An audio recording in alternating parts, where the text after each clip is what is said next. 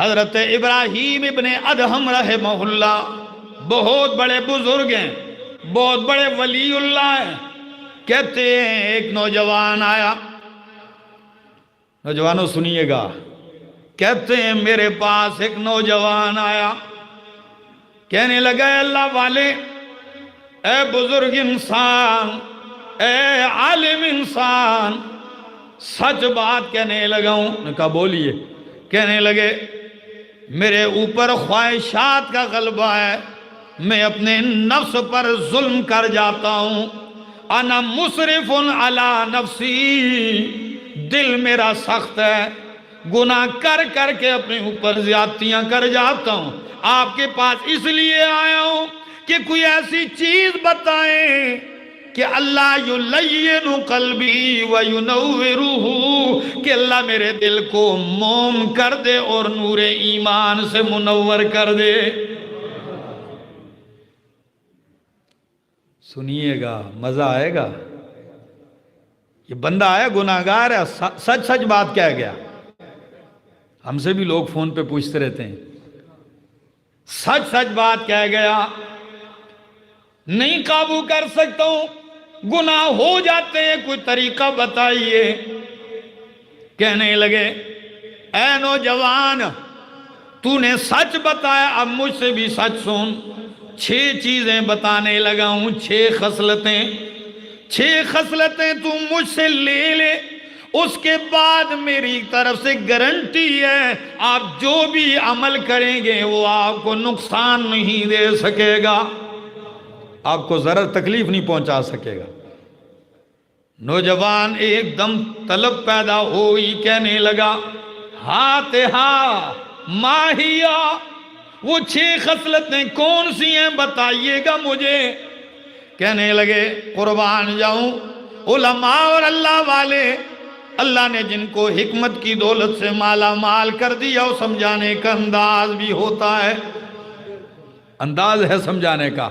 سنیے، کہنے لگے اے جوان، پہلی خصلت یہ ہے الخصلت الاولی، پہلی خصلت یہ ہے اذا اردت ان تعصی اللہ، جب تو یہ ارادہ کرے کہ اللہ کی نافرمانی کا، گناہ کرنے کا ارادہ کر جائے، اللہ کی نافرمانی کا ارادہ جب تو کر بیٹھے گناہ کرنے کے لیے، تو فرمایا پہلی خصلت یہ ہے فَلَا تَأْكُلْ رِزْقَهُ، اتنا خیال کر جب اس کا گناہ کرتا ہے، نافرمانی کرتا ہے، تو اس کا رزق نہ کھا. یہ پہلی خصلت پیدا کر اپنے اندر. جب اسی کا باغی بنتا ہے، اس کا گناہ کرتا ہے، اس کی نافرمانی کا ارادہ ہو جائے، تو پہلی خصلت کیا ہے؟ فَلَا تَأْكُلْ رِزْقَهُ، اس کی روزی نہ کھا، اس کا رزق. عجیب بات ہے، اِذَا كَانَ الْبَرُّ وَالْبَحْرُ وَالْمَشْرِقُ وَالْمَغْرِبُ وَالسَّحْلُ وَالْجَبَلُ، جب مشرق مغرب، شمال و جنوب، بر اور بحر، پہاڑ اور ہموار، یہ سارا اللہ کا رزق ہے، جب یہ نہ کھاؤں تو فَمِنْ أَيْنَ آكُلُ، پھر میں کہاں سے کھاؤں گا؟ تو اللہ والے نے کہا پھر سچ بتا، اَفَيُحْسِنُ بِكَ، کیا پھر تیرے شان کے یہ لائق ہے کہ تو اس کا رزق بھی کھائے اور اس کی نافرمانی بھی کرے؟ کیا یہ بات سوٹ کرتی ہے آپ کو؟ کہنے لگا لا واللہ، یہ تو میرے لائق نہیں کہ کھاؤں اس کا اور نافرمانی بھی اسی کی کروں.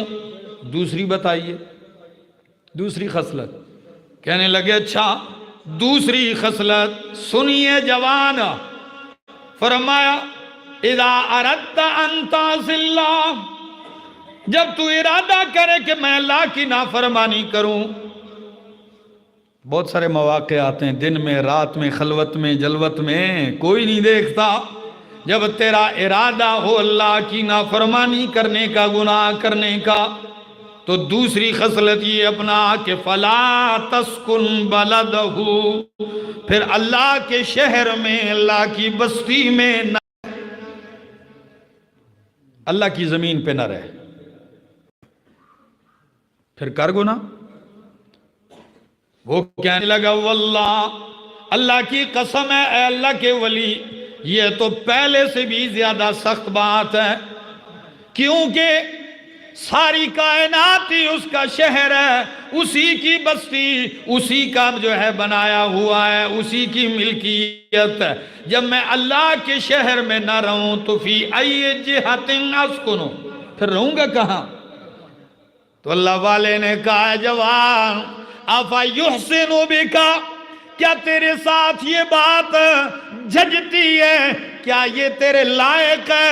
کیا یہ بات اچھی لگتی ہے تیرے ساتھ کہ تو رزق اس کا کھائے، اسی کے شہر میں رہے، اسی کا کرے دار بن کے رہے اور اسی کی نافرمانی کرے؟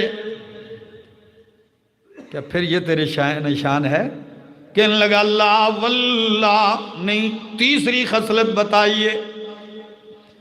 فرمایا تیسری خصلت یہ ہے، جب تو اللہ کا گناہ کرنے لگے، بغاوت نافرمانی کرنے لگے، ارادہ کر ہی بیٹھے، سارے اسباب میسر ہوں، پھر اتنا کر کہ گناہ کر لیکن اس کی آنکھ سے اپنے آپ کو بچا کے گناہ کر، وہ دیکھ نہ سکے. ایسی جگہ گناہ کر جہاں وہ تجھے دیکھ نہ سکے. اتنا تو کام کر، اتنی حیا تو ہو کہ ایسی جگہ کر جہاں تجھے مالک دیکھ نہ سکے. کہنے لگا اللہ عجیب بات ہے، وہ کون سی جگہ ہے جہاں اللہ نہیں دیکھ رہا؟ وہ تو ایسی ذات ہے، وَهُوَ يَعْلَمُ السَّرَائِرَ وَيَكْشِفُ الضَّمَائِرَ، وہ مخفی راز نکالنے والا ہے، وہ تو دلوں کے راز بھی جانتا اور دیکھتا ہے. ایسی جگہ تو کوئی نہیں. تو پتہ کیا کہا؟ فرمایا پھر اے جوان اتنا خیال کر، اَفَيُحْسِنُ بِكَ، کیا یہ تیرے شان شان ہے؟ یہ بات تجھ سے جھجتی ہے کہ اسی کا کھائے، اسی کے شہر میں رہے، اسی کا کرایہ دار بن کے رہے اور اس کی آنکھوں کے سامنے گناہ کرے؟ پھر یہ تیری شان ہے؟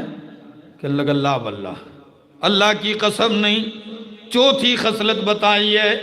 فرمایا چوتھی خصلت یہ ہے کہ اگر پھر بھی گناہ کرتا ہے خیر ہے، کرتا جا، مگر اتنا خیال کر جب تیرے پاس ملک الموت آئے. کون آئے؟ ملک الموت آئے تو اتنا کہہ دینا ملک الموت سے اخرنی حتی اتوبہ، ٹھہر جا ملک الموت تھوڑی دیر، ابھی تک میں نے توبہ نہیں کی، توبہ کر لوں، روح نکال لینا. یہ تو کر لے. تو کہنے لگا اللہ والے اے عالم دین، یہ تو میرے بس کی بات نہیں، اگر میں کہوں بھی تو ملک الموت میری بات ماننے کو تیار، وہ تو مہلت نہیں دے گا. تو فرمایا پھر اتنا خیال کر کہ جب وہ مہلت نہیں دے گا تو پھر جلدی توبہ کر، ہو سکتا ہے کہ مہلت دیے بغیر، توبہ کیے بغیر ہی کہیں وہ پکڑ نہ لے. صبح ہونے سے پہلے ہی پہلے گناہ کر کے سویا ہے اور رات اسی میں گرفتار ہو جائے. کہنے لگے اللہ کے ولی پانچویں صفت بتائیے. فرمایا یہ بھی نہیں کر سکتے ہو تو پانچویں خصلت پیدا کر. وہ کون سی؟ فرمایا اتنا کر جب مر جائے اور منکر نکیر آئیں قبر یعنی برزخ میں. کیا؟ کیونکہ قبر سے مراد صرف یہ کھڈا ہی نہیں ہے، بلکہ مرنے کے بعد آپ دفن کریں یا سمندر میں چلا جائے، مچھلی کے پیٹ میں چلا جائے، ہواؤں میں چلا جائے، چڑیا کھا جائے، درندے کھا جائیں، جہاں بھی جائے گا، اگر عذاب قبر یعنی برزخ کے عذاب کا مستحق ہوگا، ثواب کا مستحق ہوگا تو اس کو پہنچ کے رہے گا. کیا؟ فرعون آج تک دفن نہیں ہے تو کیا اس کو عذاب نہیں ہوگا؟ ہوگا. فرمایا پھر جب مرنے کے بعد قبر یعنی برزخ میں منکر نکیر آئیں تو فخاصمہما، بقولکا، پھر ان سے مناظرہ کر لینا. کیا؟ اب بڑا تیز تراز آدمی ہے تو نا، مناظر اسلام ہے.